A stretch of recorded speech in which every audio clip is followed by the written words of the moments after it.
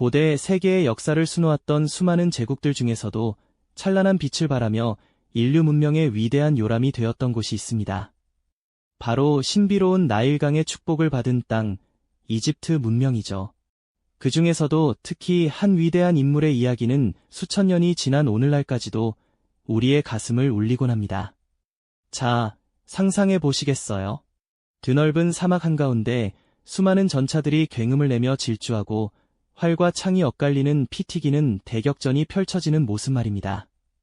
고대 역사상 가장 위대한 전차전으로 기록된 카데시 전투, 이 전투의 승자는 과연 누구였을까요? 그리고 이 거대한 충돌이 한 젊은 파라오의 운명을 어떻게 송두리째 뒤바꿔 놓았을까요? 오늘 우리는 단순한 영웅담을 넘어 거대한 제국의 운명을 짊어진 한 젊은 지도자의 야망과 지혜, 그리고 불굴의 의지를 함께 따라가 볼 겁니다. 이집트의 영광을 되찾으려 했던 그의 불타는 열정, 그리고 그 앞을 가로막았던 거대한 제국과의 피할 수 없는 대결. 그 모든 결정적인 순간들을 통해 우리는 고대 세계의 리더십과 지혜가 오늘날 우리에게 어떤 울림을 주는지 발견하게 될 겁니다. 자, 이제 시간의 문을 열고 기원전 13세기 웅장한 이집트 제국으로 떠나볼까요? 그때 그 시절 이집트는 나일강이 선사하는 풍요를 바탕으로 눈부신 번영을 누리고 있었습니다. 선왕들의 지혜로운 통치 아래 거대한 신전들이 하늘을 찌르듯 솟아올랐고 백성들의 삶은 평화로웠죠. 특히 람세스 2세의 아버지인 세티 1세 파라오는 무너져가던 이집트의 국력을 다시 일으켜 세우고 시리아 팔레스타인 지역까지 영향력을 확대하며 제국의 영광을 한층 드높였습니다. 그의 뒤를 이어 왕좌에 오른 젊은 파라오, 바로 오늘 이야기의 주인공 람세스 2세였습니다.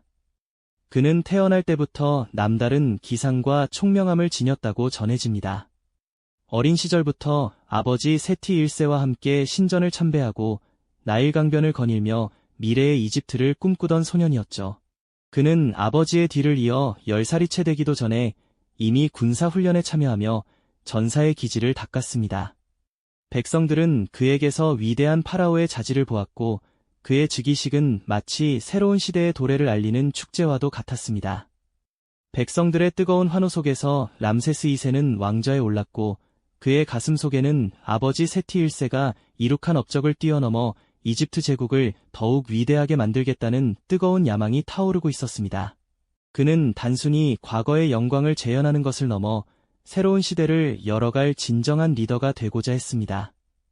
그의 비전은 오직 백성들의 삶을 더욱 풍요롭게 하고 이집트의 위상을 고대 세계 최고로 끌어올리는 것이었죠. 하지만 그의 앞길은 결코 순탄치만은 않았습니다. 이집트의 북쪽에는 또 다른 강력한 제국, 바로 히타이트가 거대한 그림자를 들이우고 있었으니까요. 시리아와 팔레스타인 지역을 둘러싼 두 제국의 팽팽한 대치는 언제 터질지 모르는 시한폭탄과도 같았습니다. 젊은 파라오 람세스 2세의 야망은 이제 북방의 거대한 위협과 정면으로 마주해야 할 운명에 처하게 됩니다. 과연 그는 이 피할 수 없는 대결에서 어떻게 이집트의 영광을 지켜낼 수 있었을까요? 다음 이야기에서 그 숨막히는 서막을 함께 열어보시죠. 위대한 파라오의 자리에 오른 람세스 2세의 가슴에는 오직 이집트의 영광을 드높이고자 하는 뜨거운 열망이 가득했죠. 하지만 그의 앞길에는 만만치 않은 거대한 그림자가 드리워져 있었으니 바로 북방에서 강력한 위세를 떨치던 히타이트 제국이었습니다. 고대 근동의 패권을 다투던 두 거대 제국의 대결은 이제 피할 수 없는 운명처럼 다가오고 있었던 것이죠. 히타이트는 당시 이집트만큼이나 막강한 군사력과 고도의 문명을 자랑하던 제국이었답니다. 특히 그들의 전차 부대는 당대 최고 수준으로 평가받았죠. 이집트와 히타이트는 오랫동안 시리아와 팔레스타인 지역의 지배권을 놓고 팽팽한 신경전을 벌여왔습니다. 이 지역은 메소포타미아와 이집트를 잇는 중요한 교역로이자 전략적 요충지였기에 어느 한쪽도 쉽게 포기할 수 없는 곳이었죠. 이집트에게는 북방으로 나아가는 문이었고 히타이트에게는 남방으로 세력을 확장하는 발판이었으니까요. 특히 카데시라는 도시는 이 중에서도 핵심 중의 핵심이었습니다. 오론테스 강변에 위치한 카데시는 시리아 내륙으로 통하는 관문이자 양대 제국이 서로의 세력을 시험하는 최전선과도 같았죠. 이곳을 누가 지배하느냐에 따라 고대 근동의 판도가 바뀔 수 있었기에 카데시는 늘 전운이 감도는 화약고와 같았습니다.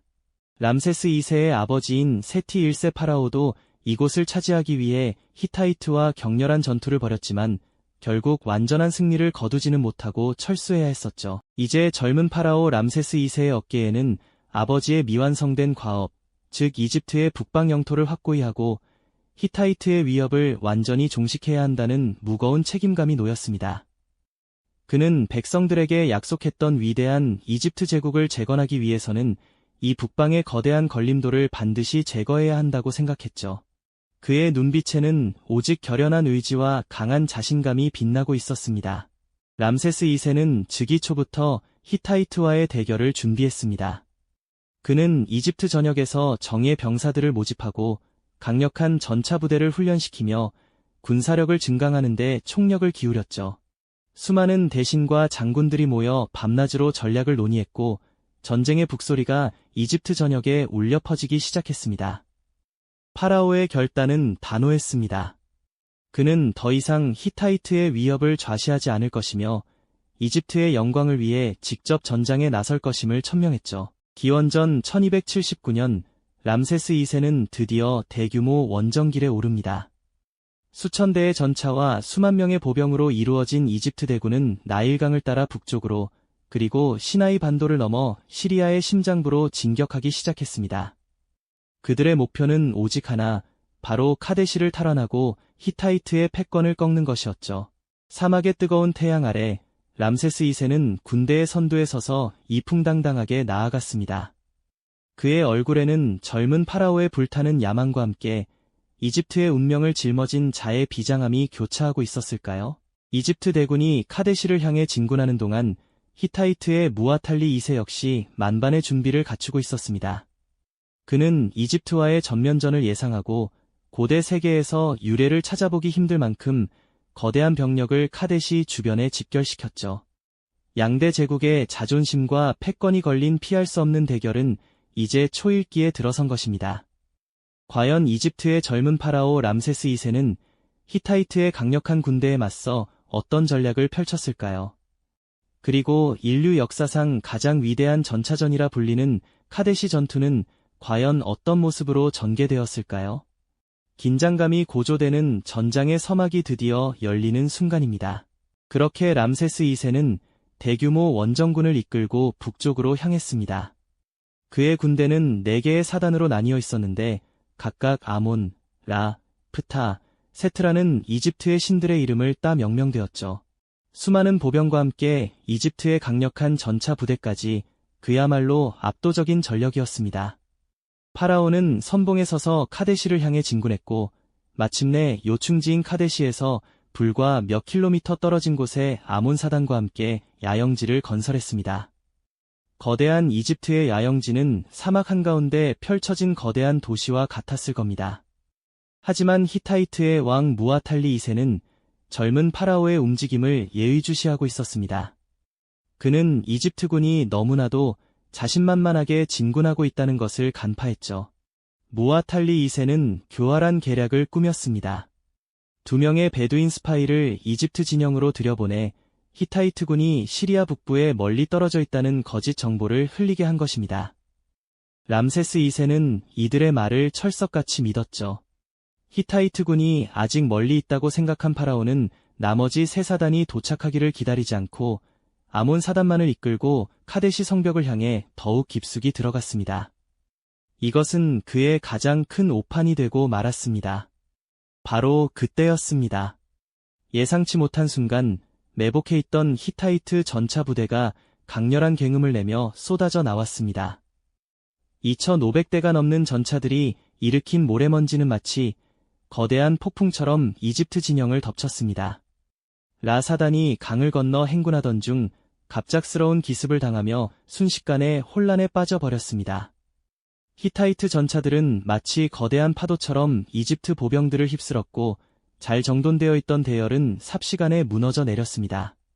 병사들의 비명과 말들의 울음소리, 쇠붙이가 부딪히는 소리가 아비규환처럼 울려 퍼졌습니다.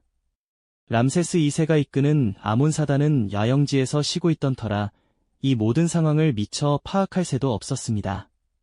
라 사단이 붕괴되었다는 소식은 순식간에 아몬 사단의 야영지까지 전해졌고 공포는 빠르게 번져나갔습니다. 히타이트 전차들은 파죽지세로 야영지 안까지 밀고 들어왔고 파라오의 친위대마저 위협하는 절체절명의 순간이 찾아왔습니다. 사방에서 적들이 몰려오고 병사들은 겁에 질려 도망치기 바빴습니다. 파라오는 이제 고립무원의 상황에 놓이게 된 것입니다. 바로 그때 람세스 2세는 결단을 내렸습니다.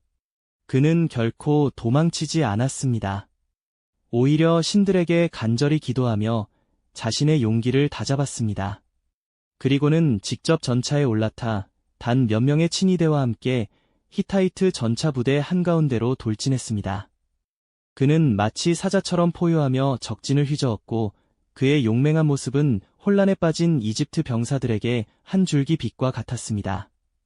람세스 2세는 자신의 활솜씨를 유감없이 발휘하며 수많은 적들을 쓰러뜨렸고 그의 전차는 전장을 가로지르며 필사적인 저항을 이끌었습니다.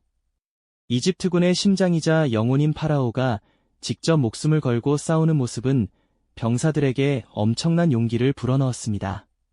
흩어졌던 병사들은 다시 전열을 가다듬기 시작했고 죽음을 두려워하지 않는 파라오의 모습에 감동하여 함께 싸우기 시작했습니다. 이 절망적인 상황 속에서 람세스 2세는 홀로 전세를 뒤집는 기적을 만들어내고 있었던 것입니다. 그는 단순히 전차를 모는 것을 넘어 병사들의 사기를 끌어올리는 위대한 리더십을 보여주었습니다. 피와 모래먼지로 뒤덮인 전장은 파라오의 불굴의 의지로 다시금 뜨겁게 타올랐습니다. 과연 람세스 2세는 이 절체절명의 위기를 극복하고 제국을 구해낼 수 있을까요?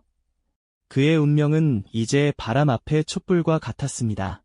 람세스 2세의 용맹함이 절체절명의 위기를 넘어서게 했음에도 불구하고 카데시 전투는 어느 한쪽의 명확한 승리로 끝나지는 않았다고 역사는 기록하고 있죠. 히타이트군 역시 파라오의 예상치 못한 반격에 큰 피해를 입었고 이집트군도 상당한 손실을 감수해야 했습니다. 전장은 피와 모래먼지로 뒤덮였지만 결국 양측 모두 결정적인 승리를 거두지 못한 채 대규모 병력을 철수시킬 수밖에 없었습니다. 이 전투는 람세스 2세의 불굴의 의지와 개인적인 용기를 보여주는 가장 극적인 순간이었지만 전략적인 관점에서는 사실상 무승부에 가까웠다고 할 수 있겠습니다. 오랜 대치와 소모전 끝에 마침내 두 제국은 인류 역사에 기록될 아주 특별한 결정을 내리게 됩니다. 바로 세계 최초의 국제평화조약을 체결한 것인데요. 승자도 패자도 없는 지루한 전쟁이 계속될수록 양국의 국력만 소모될 뿐이라는 현실을 깨달은 람세스 2세는 히타이트의 왕 하투실리 3세와 손을 잡았습니다. 이 조약은 단순히 전쟁을 멈추는 것을 넘어 서로의 영토를 존중하고 필요할 경우 군사적으로 상호 지원하며 도망친 범죄자를 송환하는 등 현대 국제법의 기초가 될 만한 내용까지 담고 있었죠. 이는 람세스 2세가 단순히 용맹한 전사일 뿐만 아니라 냉철한 현실 인식과 미래를 내다보는 지혜로운 외교관이기도 했다는 증거가 아닐까요? 카데시 전투 이후 람세스 2세는 무려 67년이라는 긴 세월 동안 이집트를 통치하며 제국의 황금기를 이끌었습니다. 그의 통치 기간 동안 이집트는 전례 없는 평화와 번영을 누렸고 이는 대규모 건축 사업으로 이어졌습니다. 누비아 사막 깊숙이 바위를 깎아 만든 웅장한 아부신벨 신전, 그리고 그의 이름을 딴 장례 신전인 람세세움은 파라오의 권위와 영광을 영원히 기리기 위한 기념비적인 건축물들이었죠. 특히 아부신벨 신전은 람세스 2세의 위대한 업적을 사막 한가운데에 새겨넣어 수천 년이 지난 지금도 그의 존재감을 묵묵히 증명하고 있습니다. 이처럼 람세스 2세는 전쟁터에서 사자와 같이 용맹하게 싸우는 군주이면서도 때로는 평화를 위해 과감한 결단을 내리는 현명한 외교관이었습니다. 또한 백성들을 위한 평화와 번영을 이끌어내고 후세에 길이 남을 위대한 유산을 건설한 위대한 통치자였죠. 그의 삶은 단순히 고대 이집트의 영웅담을 넘어 피할 수 없는 위기 앞에서 어떻게 결단하고 때로는 용맹하게 맞서 싸우며 때로는 지혜롭게 평화를 모색해야 하는지에 대한 깊은 통찰을 우리에게 안겨줍니다. 진정한 리더십과 번영의 조건이 무엇인지 람세스 2세는 수천 년의 시간을 넘어 오늘날 우리에게도 질문을 던지고 있는 셈입니다. 람세스 2세의 거대한 유적들이 수천 년이 지난 지금도 그의 위대함을 증언하듯 한 인간의 삶이 어떻게 시대를 넘어 영원히 기억될 수 있는지에 대한 깊은 여운을 남기는데요. 그의 이야기는 고대 세계의 리더십과 지혜를 엿볼 수 있는 소중한 기록으로 남아 있습니다. 이집트 역사상 가장 위대한 파라오로 기억되는 람세스 2세의 파란만장한 삶은 이렇게 마무리됩니다. 이 영상이 도움이 되셨다면 좋아요와 구독 부탁드립니다. 여러분의 응원이 제게 큰 힘이 됩니다. 다음 영상에서도 더 유용한 정보를 공유하겠습니다. 감사합니다.